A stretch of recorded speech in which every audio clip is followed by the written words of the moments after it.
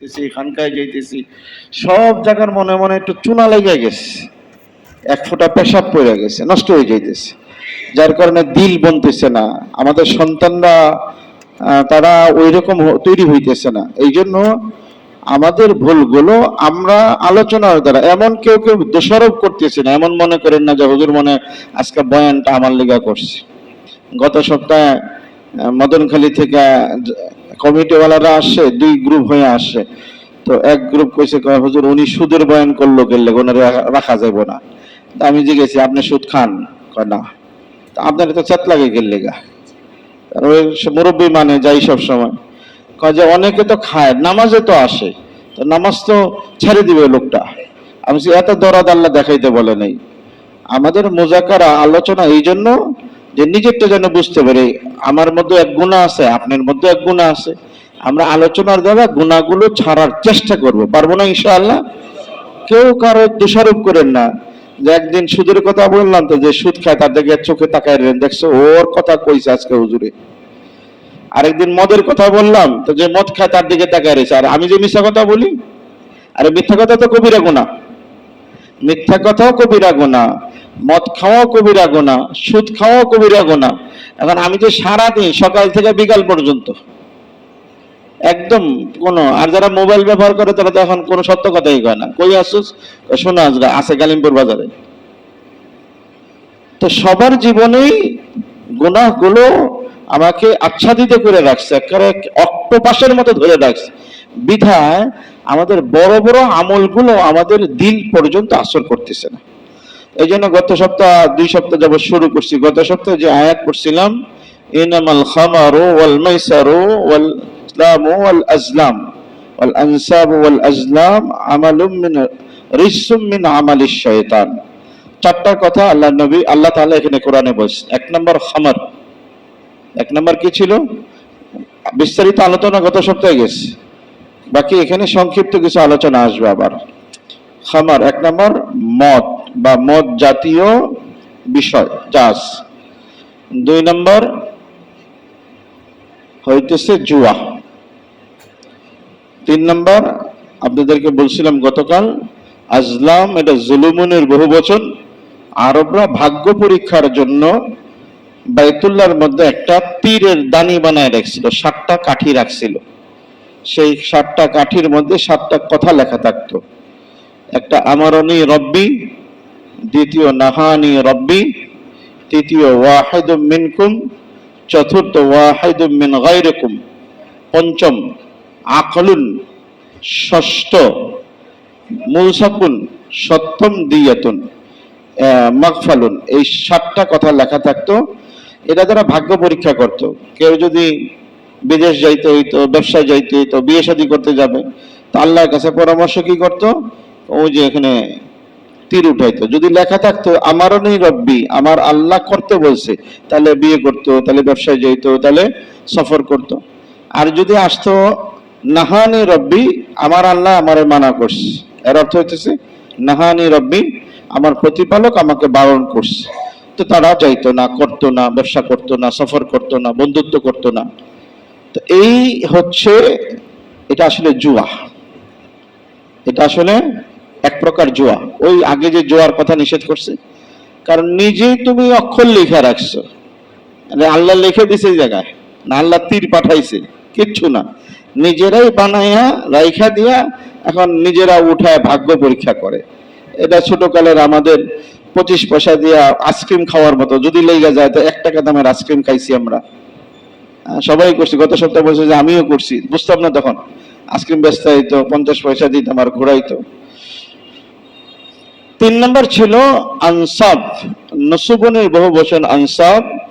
ওই জায়গাগুলো যেই জায়গায় মক্কার কাফেররা অথবা মুশরিকরা জবে করার জন্য বিশেষ জায়গা নির্ধারণ করছিলেন, ইবাদত মনে করে। এখানে মূর্তি আছে, মূর্তির নামে কোনো কিছু জবে করা এটা নিষিদ্ধ জিনিস।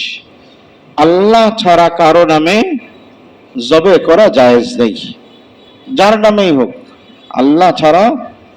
এই জন্য গতকাল বলছিলাম যে আমরা কুরবানি করি, এটা কুরবানিও আল্লাহর নামেই। কার? বিসমিল্লাহি, আল্লাহ। আমাদের পক্ষ থেকে দিই, আমার নাম, আমার বাবার নাম, আমরা যেটা চিন্তা করি, আমার ছেলের নাম, আমার বিবির নাম, এগুলো আমাদের পক্ষ থেকে দেওয়া হয়। দেই কার নামে? আল্লাহর নামে জবা করি না, বিসমিল্লাহি আল্লাহু আকবার, আল্লাহ তোমার নামে শুরু করতেছে, বিসমিল্লাহ জবা করতেছে, এটা আল্লাহর নামের জিনিস। আল্লাহ ছাড়া কারোর নামে জবা করা জায়েজ নাই। সুতরাং যে সমস্ত জায়গায় এই সমস্ত করা হয়, জবে করা হয়, দেওয়া হয়, নিষিদ্ধ। এর কাছে একটা মাসলা আছে, নজর, লা তানজুরু ইল্লা লিল্লাহ, আল্লাহ ছাড়া কারোর জন্য মানত মানবেন না। মানত কি কার জন্য? আল্লাহর জন্য। মনে রেখেন, মানত কাকে বলে? মানত বলা হয় কোনো উপকার অর্জন অথবা ক্ষতি থেকে বাঁচার জন্য যে জিনিস আল্লাহকে দেওয়ার নিয়ত করা হয় তার নাম মানত। আরবি সংজ্ঞাগুলি যাইতেছি না। আমার ছেলে অসুস্থ হয়েছে, আমি নিয়ত করলাম আল্লাহকে আমি একটা জিনিস দিব। বুঝে আসছে না? এখানে ভালো বুঝেন, আমাদের অনেক গলত আমাদের জীবনে ছায়া আছে। যেমন কেউ অসুস্থ হলে আপনারা নিয়ত করেন যে মসজিদে দিব। মসজিদ মানাতের জায়গা না, কারিসাব বাড়িতে দিব, মাজারে দিব, নিয়ত করেন না। এই জন্য তো আমার কেউ পছন্দ করে না, হুজুর এনে পিরালি ভাঙ্গা দিতেছেন। আরে পিরালি দরকার নাই, আল্লাহর রাস্তায় থাকেন, আল্লাহ তাআলা এমনি জান্নাত দিয়ে দিবে, মালও দিয়ে দিবে, এটা আল্লাহর ওয়াদা। আমি নিয়ত করব আমার ছেলে অসুস্থ, আল্লাহ যদি ভালো করে দেয় আল্লাহকে দিব। কাকে দিব? আল্লাহকে দিব। এখন মাসলা হইতেছে এই মানত পাবে কি? দ্বিতীয় মাসলা কি? মানত পাবে কি? মানত জাকাত যারা পাবে তারাই পাবে। অর্থাৎ জাকাত যেমন গরিব খাইতে পারে, মানতও গরিবরা খাবে। এখন গরিব আত্মীয় স্বজন হইতে পারে, গরিব এলাকাবাসী হইতে পারে, গরিব কোনো মাদ্রাসার কথা বলতে পারেন যে সোনাজরা মাদ্রাসা দিব, অসুবিধা নেই, লিল্লা বোর্ডিং এ দিব। আমাদের কারিসাব বাড়িতেও যদি কেউ গরিব থাকে, যে ওই বেটাটা গরিব, তারে দিব, অসুবিধা নেই, আমারে দিয়েন না। আমার কাছে জাকাত দিলে আদায় হইব না, মানত দিলে আদায় হইব না, আমি স্পষ্ট বলতেছি। কেউ আইনা যদি কোন হুজুর বাচ্চা অসুস্থ আসলে হাসপাতালে মানত মানছিলাম, মুরগি দিলাম, আমারে দিবেন, আদায় হইব না, আরেকটা মুরগি কিনে আবার দেওয়ার লাগবো। বুঝুন নাই মাসলা? আরে ভাই আমার তো মাল আছে, তা আমাকে দিলে এটা আদায় হইব না, বলে শুনে যদি আমি খাইয়াও নেই আপনার ওয়াজিব থাইকা যাইবো, আবার আরেকটা কিনা আবার গরিব দেওয়ার লাগবো। বিপদে পড়বেন কেন? বিপদে পড়ার দরকার নাই। কাকে দিবেন? গরিবকে দিবেন। মানত কাদের জন্য? গরিবের জন্য। বাকি মানত মানা হয় কার জন্য? আল্লাহর জন্য। কার জন্য মানা হয়? আল্লাহর জন্য। যেখানেই মানেন, মানত কোথাও মানা জায়েজ নাই। মানত কার জন্য? শুধু আল্লাহর জন্য। এবং এটার হকদার গরিবরা। যদি মসজিদে দিতে চান, আমাদের এখানে একটা বিপদ হয় মসজিদের মাসলায়, আগেও একবার বলছি, সেটা হলো মসজিদে হাদিয়া নিয়ত করবেন। হাদিয়া আমি ওই মসজিদে দিব, বাস শেষ, অসুবিধা কি আছে? আমি আমার বেতনের, আমার ক্ষেতের প্রথম ফসলটা দিব, আমি আমার ধানের প্রথমটা দিব। ওর লগে এইটা কইলেন না, আল্লাহ যদি ধান বাঁচায়, খালি এটা কইলেন না, তাহলে তো অসুবিধা হয়ে গেল। আমি আমার ক্ষেতের 1 মণ ধান মসজিদে দিব।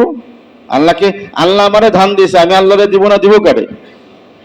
আমি চাকরি হইতেছে, আমার চাকরি 1 মাসের বেতন, আধা মাসের বেতন মসজিদে দিয়ে দিব। তো মানত মসজিদে আইনেন না, তবে মসজিদে অবশ্যই হাদিয়া দিবেন, এটা জরুরি জিনিস, নয় মসজিদ চলবে কোত্থেকে?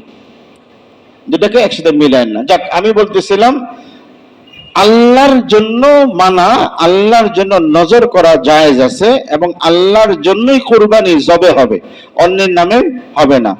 এবং এমন জায়গাও হবে না যেই জায়গায় মানুষ কোনো মূর্তির নামে জব করত, দেবদেবীর নামে জবে করত, সেখানে যাওয়া নিষেধ। গত সপ্তাহে আমি হাদিস পড়ছি, এক নবী আয়েশা বলছে তায়েফের নিচের একটা গ্রাম, এখানে তা জব করবে, ওখানে তার কিছু গরিব আত্মীয় স্বজন ছিল, কোরবানি দিবে, কোরবানি। তো আল্লাহ নবী জিজ্ঞেস করছে আযালিকা নাসুহুম মিনাল আনসাব, এই জায়গা কি ওই যে পূর্ববর্তীদের মূর্তির জন্য যে জব করা হতো এই জায়গা? বলছে না। আও ওয়াসানুম মিনাল আওসান, ওখানে কোনো মূর্তি টাঙানো আছে পূর্ববর্তী? না। তাহলে যাও জব করো গা। তাহলে বোঝা গেল যে জায়গায় আল্লাহ ছাড়া অন্যের নামে জব করা হয় সেখানে জব করাও জায়েজ নেই।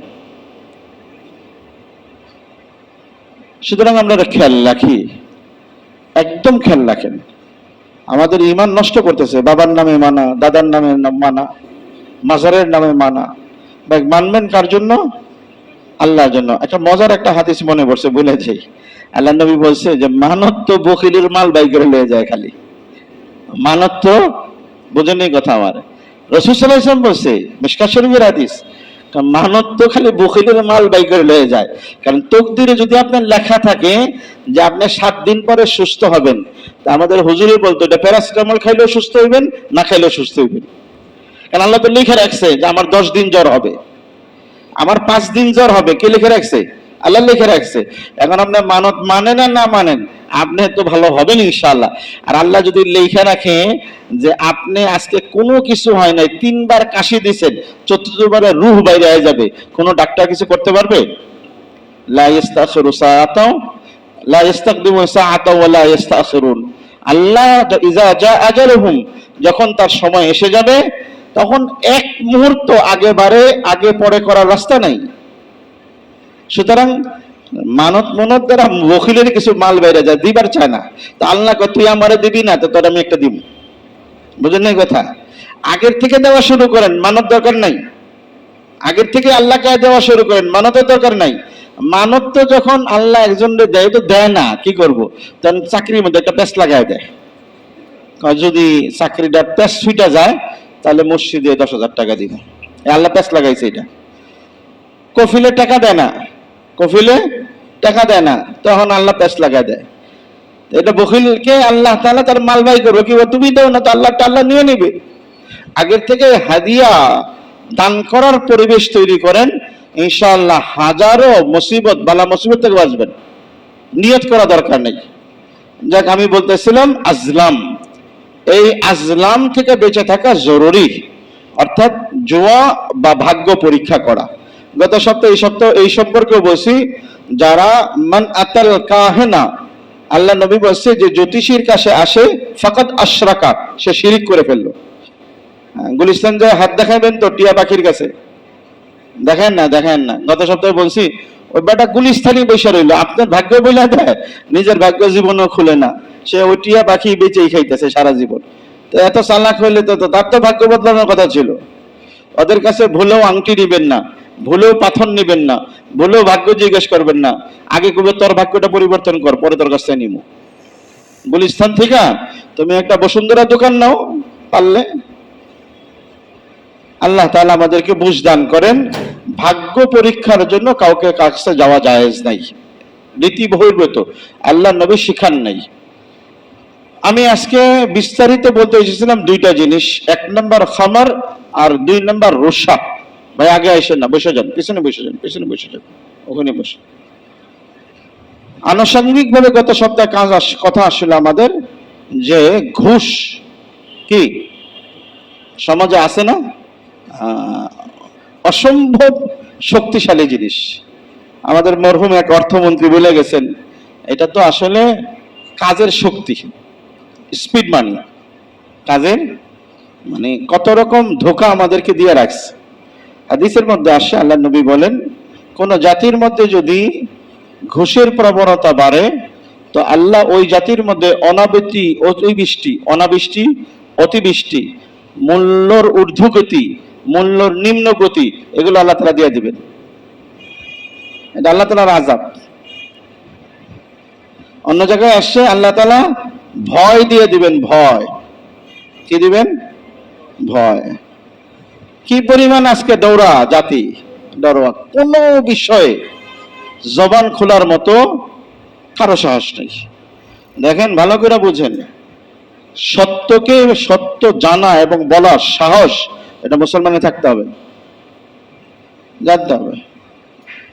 কেউ কথা বলতে চায় না, এত ডরাইলেন কেন? মেয়ে মানুষও তো এর থেকে বেশি সাহসী। সামনে পুরুষ জামাই 2টা থাপ্পড় দিলে পড়ে যাবো, এরপর আপনার লোকে তর্ক করে, কিন্তু আপনি সত্যকে বলতে সাহস পান না।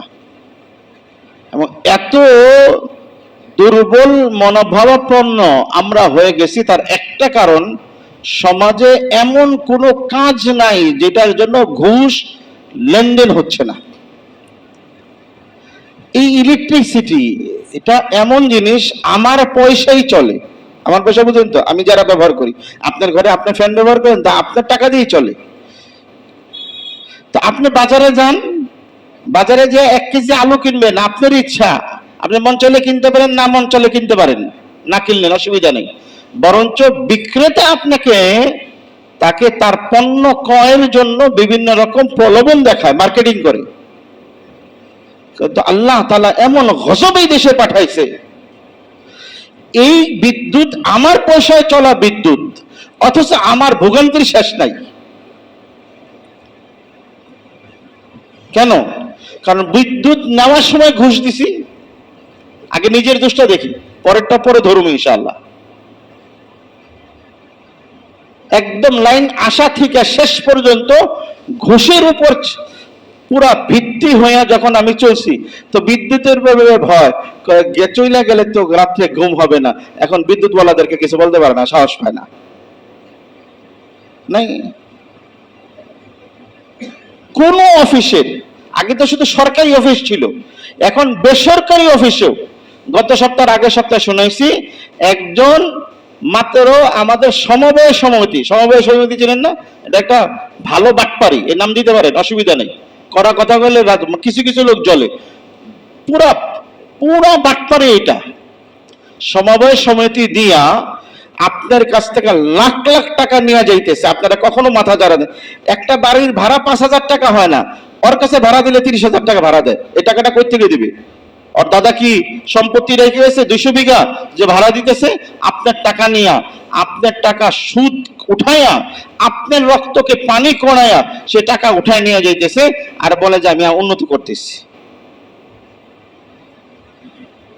এখন উঠাইতে গেছে, ইন্টারেস্ট কত কইছে? 3 বছরে 3,50,000, বলে ওগুলো কম চাইছে। আর যারা অফিস থেকে উঠায় দিবে তারা 50,000। আচ্ছা, অফিস তো টাকা দিল, যাকে একটা ঘুষ খাইছে আলাদা ব্যাপার, সুদ খাইছে। কিন্তু যে অফিস থেকে যারা উঠায় দিবে তারা 50,000 কইছে। এরা কি সরকারি চাকরিজীবী? সমবায় সমিতি, মাছের বাজার মতো। আমাদের মাছের বাজারে সমবায় সমিতি থেকে শক্তিশালী, কিন্তু তাদের কাছে আজকে আমরা হেরে যেতেছি। কেন? আমার মধ্যে যখন ঘুষ দেওয়ার প্রবণতা আসছে, আমার মধ্যে যখন ঘুষ খাওয়ার প্রবণতা আসছে, আমার মধ্যে যখন ঘুষ প্রচার করার প্রবণতা আসছে, আমার মধ্যে যখন ঘুষ দ্বারা নেওয়ার কাজ নেওয়ার প্রবণতা তৈরি হয়ে গেছে, তো সমাজের সমস্ত মানুষগুলো একদম এতটা এতটা দুর্বল চিত্তের হয়েছে, হক কথা বলতেই পারে না। আল্লাহ নবী বলেন, লাআনা রাসূলুল্লাহ সাল্লাল্লাহু আলাইহি ওয়াসাল্লাম আলার রাশি, যে ঘুষ দেয় তার উপর আল্লাহ লানত। যে ঘুষ দেয় তার উপরে লানত। আগে ঘুষ দেয় যে তার কথা বলছে, দ্বিতীয় বলছে যে ঘুষ নেয় তার উপরে লানত। ঘুষ কাকে বলে? ফিকহের কিতাবে বলছে, হুয়াল গুসলাতু আলা মান আলাইহি জিম্মাতুন, যার উপরে দায়িত্ব আছে ওই দায়িত্ব প্রাপ্ত বেশি ব্যক্তিকে অতিরিক্ত কিছু দেওয়া। ভালো করে বুঝেন। আমার এই লাইন, বিদ্যুৎ লাইন চলে গেছে, এই বিদ্যুৎ লাইন ঠিক করে দেওয়ার দায়িত্ব কার? এখন আমরা পল্লী বিদ্যুতের আন্ডারে, ঢাকা ডেস্কোর আন্ডারে বিভিন্ন জায়গায় বিভিন্ন কোম্পানি আছে। তো আমার এই জায়গার দায়িত্বপ্রাপ্ত হচ্ছে বিদ্যুৎ, পল্লী বিদ্যুতের। আমার এই রাস্তা করে দেখে সড়ক ও জনপথ, সড়ক ও জনপথ আমার থেকে প্রতি বছর ট্যাক্স কাটে। আপনারা জানেন না কোথা থেকে কাটে? আমাদের এই রাস্তার জন্য ধন্য দিতে হয়, অথচ আমার পকেটের টাকাই তারা ট্যাক্স হিসাবে নেয়। বাংলাদেশে একটা সুতা ঢুকলেও ট্যাক্স ছাড়া ঢুকে না, একটা জিনিস বিক্রি হলেও ভ্যাট ছাড়া বিক্রি হয় না। টাকা যায় কই থেকে? ব্যাংকে টাকা রাখি, আগেই 10 লাখ টাকার থেকে 10,000 টাকা চলে গেছে, টাকা তো নিতেই এসছে। এখন তার দায়িত্ব হচ্ছে, আমার কারেন্ট চলে গেছে, এই কারেন্ট সে কারেন্ট ঠিক করে দিবে। এটা তাদের সাথে আমার চুক্তিপত্র। আপনি আমার প্রত্যেক কোম্পানির সাথে, যেমন খালি কারেন্টের কথা বলেন না, গ্যাস আসতে গ্যাসের সাথে চুক্তিপত্র কি? লাইন ডিস্টার্ব হলে সে লাইন ঠিক করে দিয়ে যাবে। এখন এই চুক্তিপত্রের পরে আসে না, দেরি করে দেখা আপনি তারে 500 টাকা দিলেন, তাড়াতাড়ি আয়েন ভাই। অভ্যাসটা খারাপ কে করাইছে? বিদ্যুৎওয়ালা না আমি করাইছি। পুরা দেশ একসাথে বয়কট করেন, যেখানে ঘুষ সেখানে আমরা নাই। কারণ আযাব কি আপনি বুঝতেছেন? আল্লাহ নবী বলছে ঘুষের প্রবণতা বাড়লে আল্লাহ অনাবৃষ্টি অতিবৃষ্টি দিবে, জিনা বাড়লে অতিবৃষ্টি অনাবৃষ্টি আসবে, মানুষ ভয়ে বিহ্বল হয়ে যাবে, জিনিসের দাম বাইরে যাবে। পেঁয়াজ কয় টাকা কেজি? সরকার বাড়াইছে না আমরা বাড়াইছি? আমরা ঘুষ দিয়ে বাড়াইছি। প্রতিটা সেক্টরে আমাদের ব্যক্তি জীবনের বিভিন্ন জীবন যাপনের ব্যবস্থাপনা এমন ভাবে প্রভাব ফেলাইতেছে যে এখন আমি এইটার জন্য কষ্ট করতেছি। এই জন্য বললাম ফিকহের কিতাবে আসছে ওই অতিরিক্ত জিনিস দেওয়া, যার উপরে দায়িত্ব তার দায়িত্ব পালনের জন্য অতিরিক্ত জিনিস দেওয়া, এটার নামই ঘুষ।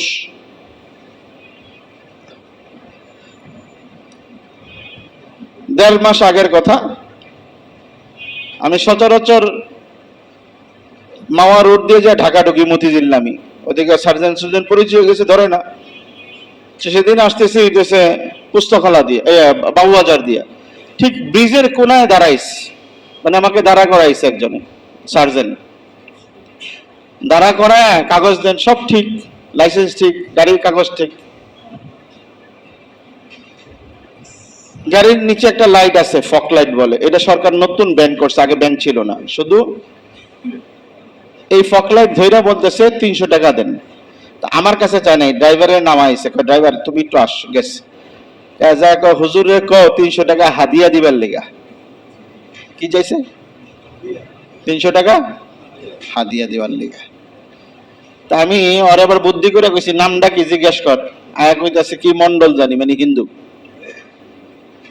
এখন এই যে আমাদের প্রবণতা, ঘুষকে নাম পরিবর্তন করে কখনো ইন্টারেস্ট রাখছি সুদকে বদলাইয়া, এরকম ঘুষকে স্পিড মানি বলছি, ঘুষকে বিভিন্ন নাম দিয়া হাদিয়া নাম দিছেন, দিয়া ঘুষকে পরিবর্তনের দ্বারা ঘুষের শক্তি নষ্ট হয়ে যায় নাই। প্রথম ঘুষের শক্তি যেটা ছিল আমাদের মনকে দুর্বলতা করে দুর্বল বানায় দিছে, এখন কোনো জায়গায় সাহস নেই, বলতে ভয় পাই। আল্লাহ তাআলা আমাদেরকে ঘুষ দেওয়া এবং নেওয়ার থেকে ফিরে থাকার তৌফিক দান করেন। আমি এক হাজী সাহেবের সাথে হজ করছি, উনি আমার কাছে টাকা জমা দেওয়ার সময় বলছে, হুজুর এই হজ করতে যায় কোনো জায়গায় যদি ঘুষ দিতে হয় কোনো মাধ্যমে, তাহলে আমার হজে নিয়েন না। বুঝেন এই কথা? আরো ভাঙ্গা বোঝাইতে হইব তাহলে।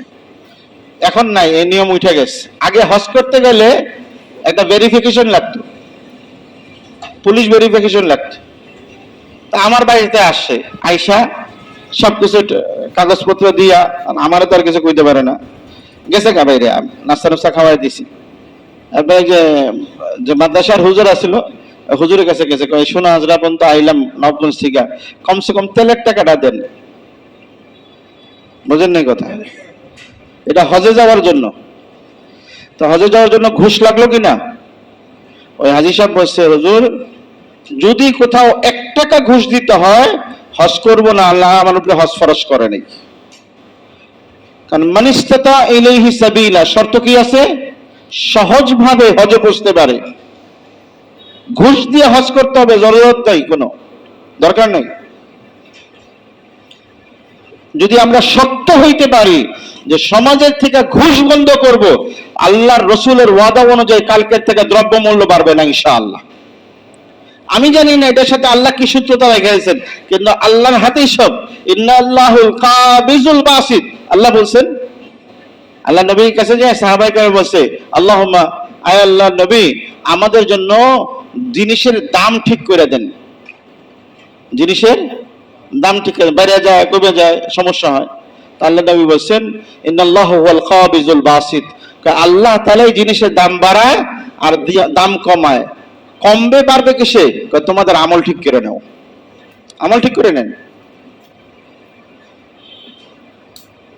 ঘুষের প্রবণতা সমাজকে যে সমস্ত খারাপ দিক আমাদেরকে দিচ্ছে, তার আরেকটা দিক হচ্ছে ভালো মানুষের, যোগ্য মানুষের মনোবল ভেঙে দিতেছে। বুঝেন এই কথা?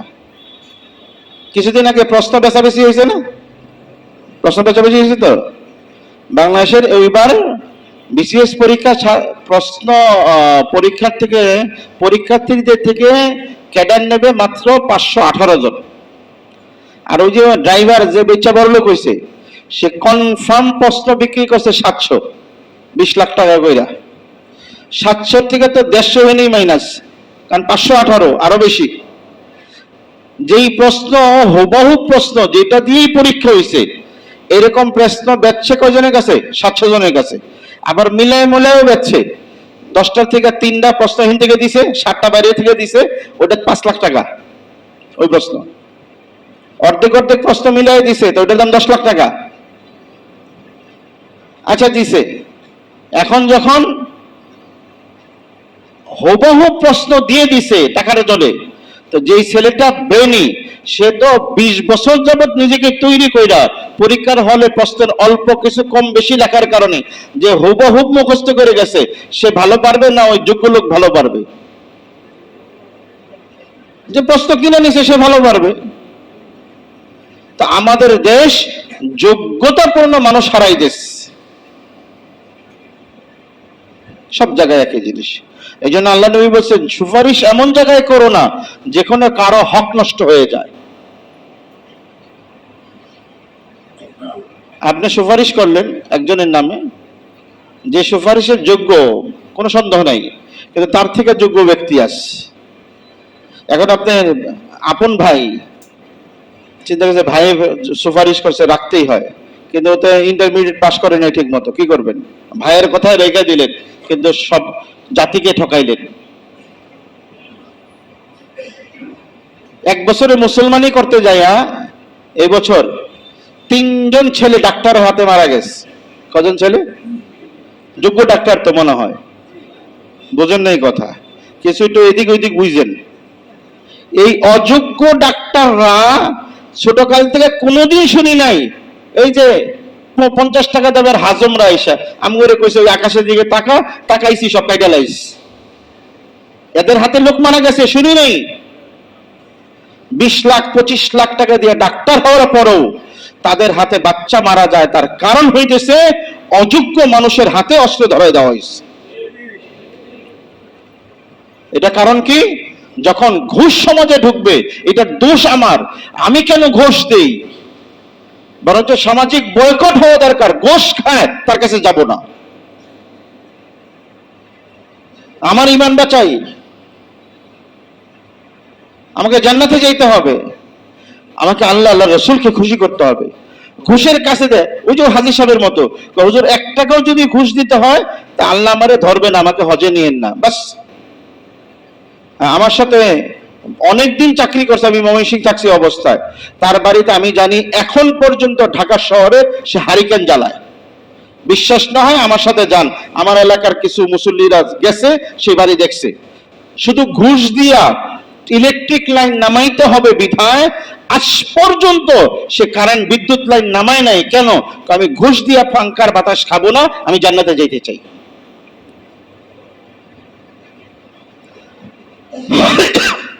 আল্লাহ তাআলা এইরকম এক মহারোগ যেটা আমাদের মধ্যে ঢুকে গেছে, এটা থেকে বাঁচার তৌফিক দান করেন। আমাদের মুরব্বীরা বড় কঠিন ছিলেন, তারা অনেক জিনিস ছাড় দিতেন না, এটা ভালো ছিল। 2 নম্বর মদ। 2 নম্বর কি ছিল? কোরআন শরীফের ইন্নামাল খামার। মদকে কেউ যেন আমাদের দেশে এটা শরবত বানায় বেচে দিস।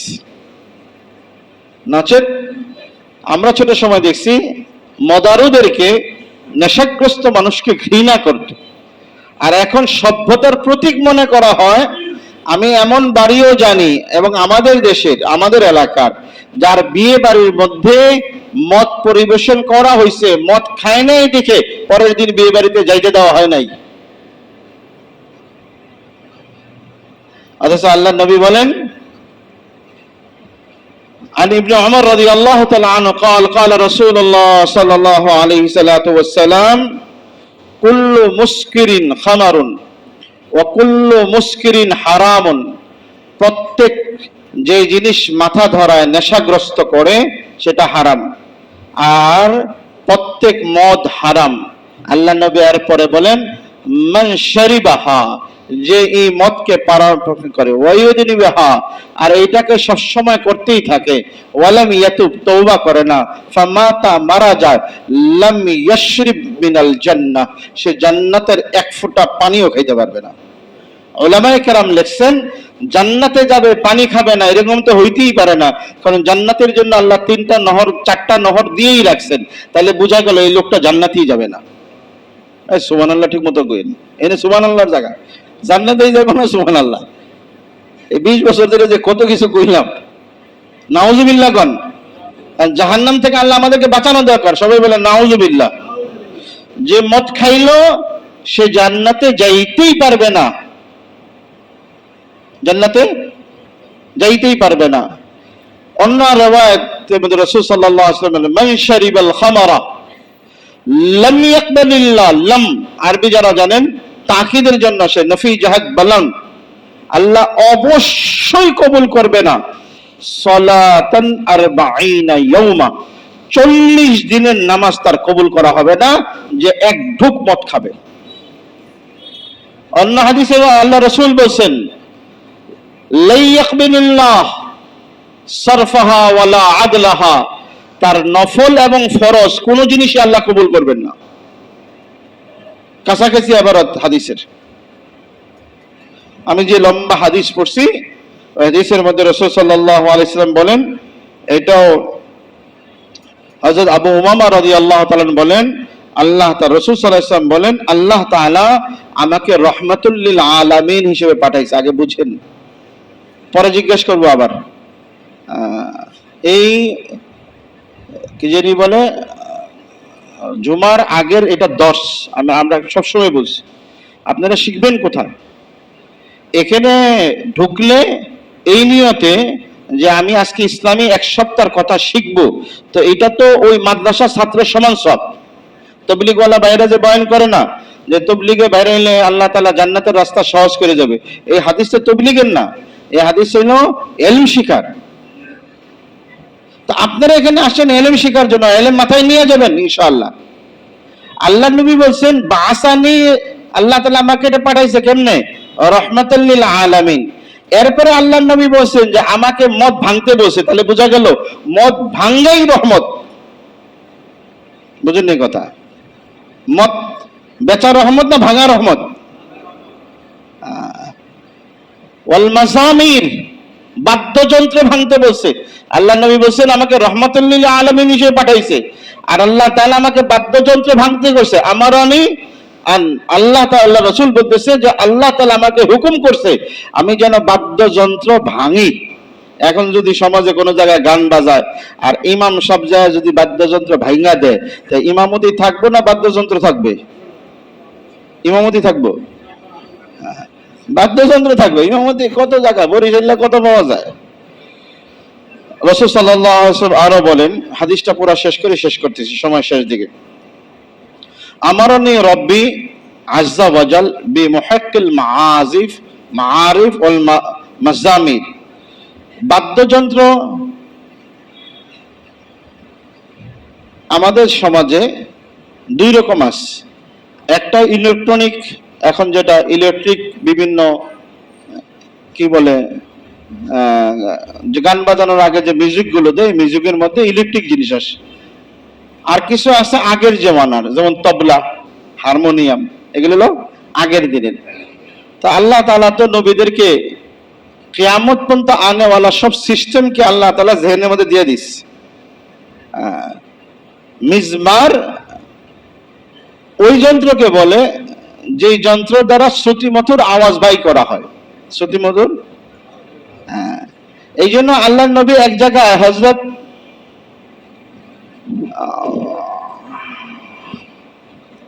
সাহাবীদের মধ্যে খুব সুন্দর কেরাত পড়তেন, তো ওনাকে আল্লাহ নবী বলছে উতিতা মাযামিরুম মিন মাযামিরি দাউদ, সুন্দর কেরাত পড়তেন। তা বলতেছেন আল্লাহ তাআলা তোমাকে দাউদের সুরের একটা সুর দিছে। তাহলে যেই বাদ্যযন্ত্রের সুর ভালো করে এটা হলো মিজমার, আর যেই বাদ্যযন্ত্রে ধামধুম বাইরায়, বুঝেন নাই? এখন কালাডি আছে, আগে তবলা ছিল, আগে তবলা আওয়াজ করতো, তবলা দ্বারা কোনো শ্রুতি মধুর বিষয় না, এটা আওয়াজকে বড় করা যেন মানুষের একটা তালে উঠে। তো ওই তবলা হলো মাসরিফ আর মাজামির হলো শ্রুতি মধুর বিষয়, গিটার আছে আরো যেগুলো আছে। তো দুনো ধরনের জিনিস যত নামেই আসুক কিয়ামত পর্যন্ত, আল্লাহ নবী বসে এগুলিকে মিটানোর জন্য আল্লাহ তাআলা আমাকে পাঠাইছে। আর আল্লাহ নবী বলছে আমাকে রহমতুল লিল আলামিন হিসেবে পাঠাইছে। তাহলে বোঝা যায় যদি আপনি বাড়িতে একটা গানের বাক্স কিনা দেন, তাহলে রাসূল সাল্লাল্লাহু আলাইহি ওয়াসাল্লাম কাজ করে দিয়েছেন। বুঝেন না এই কথা? আল্লাহ নবী বললেন আমাকে রহমতুল লিল আলামিন হিসেবে পাঠাইছে, আর আমাকে বাদ্যযন্ত্র নষ্ট করতে, ভাঙতে, যেটাই অর্থ বুঝেন বা শেষ করতে পাঠাইছে। আপনি মাশাআল্লাহ একটা টিভি কিনা দিয়েছেন বাড়িতে, তো নবীর কামটাই তো করছেন নাকি? কথা বুঝেন নাই মনে হয়, পুরা মজমা ঘুমাইতেছেন। বাড়িতে টিভি কিনা দেওয়া নবীর কাজ না নবী যেটা চায় নাই সেটার কাজ? হ্যাঁ, রহমত হইতেছে না কিনা দেওয়া, ভেঙে ফেলা, নষ্ট করে দেওয়া। তো আমার ঘরে এমন কোন ঘর আছে যে ঘরের মধ্যে সিনেমা ঢুকে নেই, বাদ্যযন্ত্র ঢুকে নেই? এখন বলতেছেন যে বাংলাদেশ 12 আউলিয়ার দেশ, 12 আউলিয়ার মতো হইতে হইব। কেমন হইব? আমার ছেলেও যেন শাহজালাল ইয়ামানির মতো হয়, কারি সাহেবের মতো হয়, হাফিজ হুজুরের মতো হয়, আর বাড়িতে তো মাজামিরুন মিন মাজামিরিশ শয়তান আছে। এই জন্য বাদ্যযন্ত্র আজকে একটা বড় কারণ। গতকাল যেখানে, পরশুদিন যেখানে গেছি সেখানে বলছিলাম, দেখেন আমাদের মধ্যে ঘরকে শিক্ষাঙ্গন না বানানোর কারণে শিক্ষাঙ্গনে ছাত্ররা যায় আদব শিখে নেই।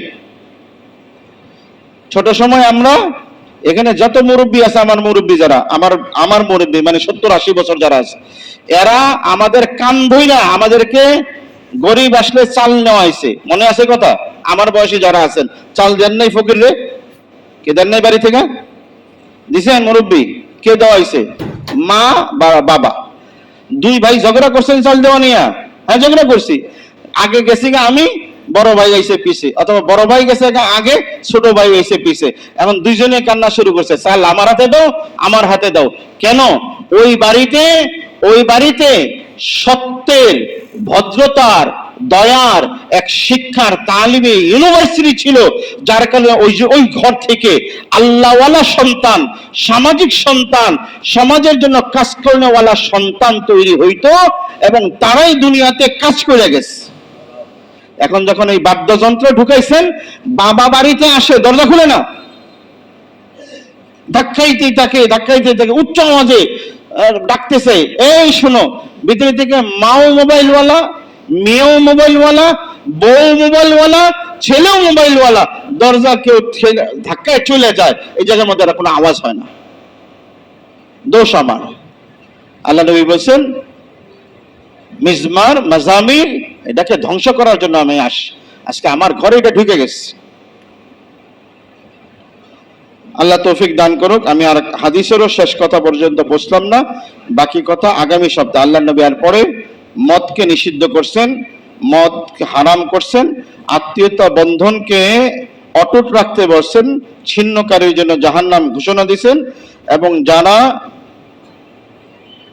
খাবাসাত, খারাপতা দুনিয়াতে প্রচার করে তাদেরকে ধ্বংস করতে বলছে। এই হাদিসের সার কথা এটুকু। আল্লাহ তাআলা আমাদেরকে জুয়া, মদ, ভাগ্য পরীক্ষা, এবং আল্লাহ ছাড়া অন্যের নামে কোনো জিনিস কোরবানি করা থেকে, কোরবানি মানে মানত করা থেকে আল্লাহ হেফাজত করেন। শেষে দুইটা বলছি, ঘুষ থেকে নিজেকে বাঁচাবো এবং গান বাজনা থেকে নিজেকে বাঁচাবো, মদ থেকে নিজেকে বাঁচাবো। আল্লাহ তাআলা তৌফিক দান করেন। ওয়া আখিরু দাওয়ানা আনিল হামদুলিল্লাহি রাব্বিল আলামিন। যাদের সুন্নাত বাকি আছে সুন্নাত পড়ে নিন ইনশাআল্লাহ। ও কবে আসেন? বাড়িতে তো দেখিনি আপনাদের।